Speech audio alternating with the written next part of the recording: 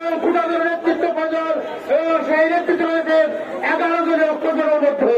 এজন্য আমি জনগণ উদ্দেশ্যে বলতে চাই, আসুন আগামী 12 ফেব্রুয়ারির নির্বাচন বিজয় ফিরানোর জন্য আমাদের অত্যন্ত তৎপর থাকতে হবে।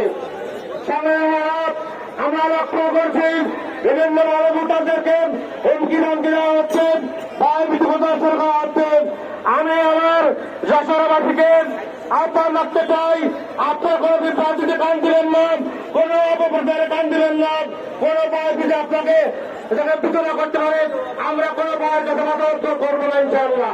আমরা আগামী 12 তারিখ পর্যন্ত অত্যন্ত পরিবর্তন রাজপথে চাকরি থেকে 12 তারিখের নির্বাচনের সুফল আমরা অবশ্যই করা যাবে ইনশাআল্লাহ। সেই প্রত্যাশা রেখে আমি আমার বক্তব্য এখানে শেষ করছি। আসসালামু আলাইকুম রহমতুল্লাহ। ধন্যবাদ অধ্যক্ষ আবু জাফর সাহেবকে। সংগ্রামী যশোরবাসী, এ পর্যায়ে আমাদের আজকের এই মিছিল প্রচার মিছিল পূর্ব সমাবেশ